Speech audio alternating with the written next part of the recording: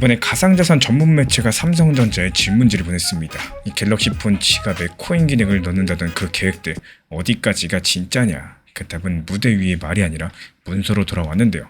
이번 서면 답변에서 거기에 이렇게 적혀 있었어요. 올해 일부 국가부터 삼성 월렛 안에서 스테이블코인 계좌 개설 그리고 해외 송금, 매장 결제에 대해서 순차적으로 시작을 하겠다. 그래서 오늘은 제 결론부터 먼저 말씀을 드리고요. 그 다음에 이유를 채워드리도록 하겠습니다. 저는 이번 문서에서 가장 무거운 대목이 스테이블코인이라는 단어도 올해라는 시한도 아니고 계좌 개설이라는 네 글자라고 봤습니다. 이 네 글자는 폰 만드는 회사가 남의 돈을 대신 맡아주는 회사 쪽으로 한 발을 딛겠다는 선언인 거고, 이 선언 때문에 아직까지 이름이 적히지 않은 항목들, 그러니까 어떤 코인을 누구랑 손잡고 어느 장부 위에서 돌릴 거냐, 이 질문에 대한 답이 올해 안에 나올 수밖에 없게 됐습니다. 그리고 그 답안지의 후보 명단 한쪽에 리플 XRP라는 이름이 걸려 있었는데요. 왜 이렇게 읽었는지 지금부터 순서대로 풀어드려 보도록 하겠습니다. 먼저 리플 지켜보시는 분들 마음부터 정리하고 갈게요. 이런 대기업 발표가 나올 때마다 반복되는 장면이 있었죠. 발표문 어디에도 XRP 세 글자가 없다라는 사실들. 이번에도 마찬가지입니다. 여기서 한 발 더 나아가서 지난달 언팩 시연 화면에 떠있던 건 우리 돈으로 210만원어치 USDC 서클 잔액에 보내기, 받기, 또 충전 버튼까지도 달린 삼성 월렛 모형이었어요. 이 서클 같은 경우는 이제 미국의 서클이라는 회사가 만드는 달러 코인이고요. 그러니까 이번에도 우리 얘기는 아니구나, 그렇게 느끼실 수 있겠습니다. 또 그 마음은 잠시 그대로 두시고 문서를 같이 한번 읽어볼게요. 왜 이 문서가 지난달 발표보다 중요한지. 지난달 영국의 런던에 있는 언팩에서 삼성전자는요, 삼성 월렛이 현금과 저축을 넘어가지고 스테이블 코인을 포함한 새로운 형태의 디지털 가치를 지원하게 될 거다, 이렇게 밝혔습니다. 무대 위의 말이었었고 또 방향성이었습니다. 근데 이번 건은 그 성격 자체가 달라요. 이번 기자의 질문에 회사가 서면으로 문서로 확인을 한 건데 올해 안에 일부 국가부터 시행되면서 그 기능은 세 가지다라고 합니다. 이번 무대의 말 자체가 지나가지만 문서는 남습니다. 그리고 이번 답변은요, 언팩에서 제시했던 이 구상에 대해서 처음으로 구체적인 실행 일정에 대해서 명시한 것이다, 이런 평가가 붙고 있는 상황인데요. 판의 크기부터 살펴보겠습니다. 삼성 월렛 같은 경우는 지금 61개국에서 돌아가고 있고 한국에서만 다달이 쓰는 사람이 1,900만이 넘습니다. 삼성 측에서 작년 한 해 전 세계에 판매한 스마트폰만 2억 4천만 대가 넘어가고 여기에 언팩에서 밝힌 계획대로라면 8억 대가 넘는 스마트폰에 이 기능이 기본으로 들어간다는 보도까지도 있었습니다. 다만 이 8억이라는 숫자는 그대로 받아들이시면 안 됩니다. 8억 대는 올해 말까지 갤럭시 인공지능 기능이 들어가는 괴기의 목표치이지 이 지갑을 실제로 쓰는 사람 숫자도 또 코인을 실제로 쓸 사람 숫자도 아니다라는 지적 자체가 이미 나와 있었거든요. 그래도 방향성 자체는 분명합니다. 이 따로 코인 어플을 깔고 또 거래소 계정을 만들 필요가 없이 원래 사용하던 폰 지갑 안에서 코인이 열린다는 얘기니까요.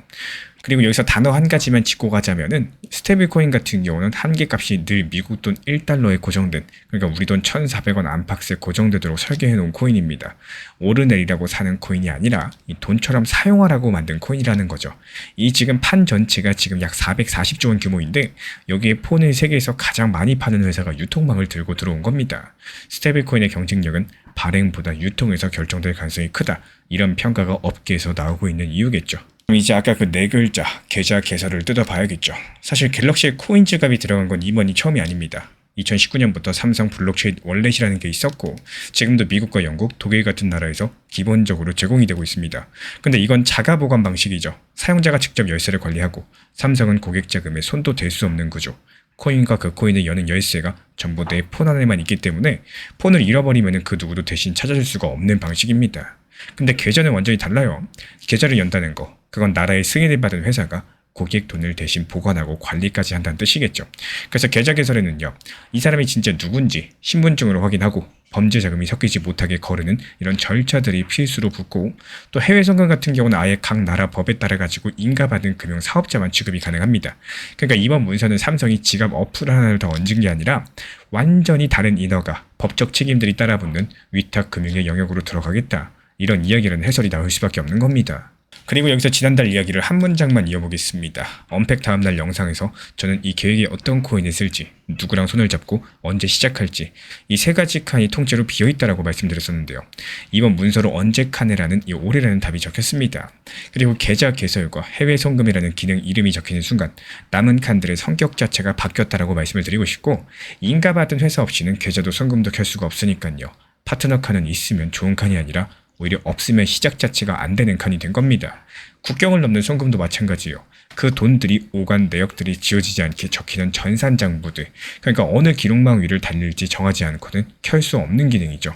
참고로 이 세 가지 기능 중에 매장 결제 같은 경우는 기존 삼성페이망을 그대로 활용해가지고 일반 체크카드랑 같은 가맹점에서 처리되는 쪽, 이게 유력하다라는 전망이기 때문에 새 장부가 반드시 필요한 건 계좌랑 송금, 그리고 이 두 가지입니다. 지금부터 올해의 마지막까지 남은 시간이 넉 달 반 정도가 남았습니다. 방금 보신 대로 계좌랑 송금은 인허가가 붙는 일이죠.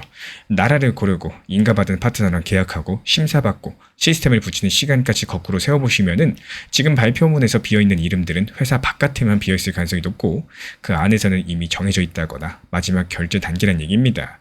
그리고 여기서 겹치는 시간표가 한 가지가 더 있는데요. 지난달 30일 전세계 금융과 빅테크 140개 회사가 모여있는 연합체가요, 공동 달러 코인 오픈 USD를 공개를 하면서 올해 안에 출시를 목표로 내걸었었죠.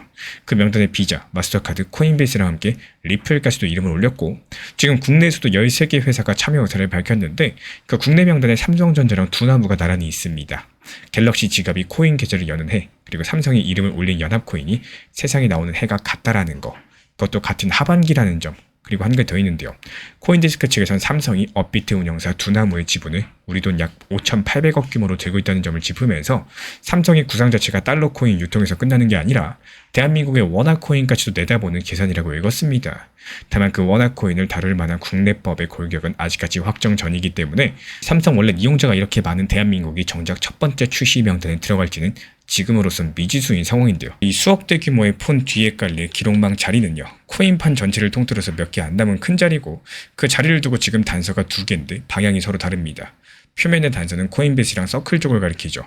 언팩 화면의 모형이 USDC 서클이었고, 삼성은 이미 코인베이스랑 제휴해서 미국 사용자가 삼성 월렛에서 거래소 잔액을 보고 삼성페이로 충전하게 해둔 이력이 있고요. 미국은 작년에 스테이블코인 전용 법을 만들어서 2028년 7월부터는 인가 못 받은 코인은 미국 이용자에게 팔 수 없다는 시간표까지도 정해뒀습니다. 각 국가의 규정들을 면밀히 검토해서 갖춰진 곳부터 간다. 이게 삼성의 문장에 가장 잘 맞는 나라가 미국이란 뜻이겠죠. 반면 이면의 단서는 다른 쪽을 열어둡니다. 삼성이 참여 의사를 밝힌 그 연합코인의 출범 명단에 리플이 있다는 사실인데요. 이 삼성 문서에 적힌 순차적으로라는 단어 그대로 첫 번째 나라랑 첫 번째 코인 다음에는 두 번째, 세 번째 단계가 예고가 되어 있습니다. 그 확장 국면에서 연합코인이 갤럭시 지갑에 실리게 된다면은 그때 그 코인이 달릴 장부 명단에 리플 냈죠. 그러니까 리플 쪽 기록망이 들어있느냐, 이 여부가 홀더분들께서 확인하실 줄이 되는 겁니다. 그래서 요점은요, 이번 판정은 원래 언젠가의 일이었고, 근데 이번 문서 한정으로 첫 번째 채점일이 올해 안으로 당겨졌다라는 거.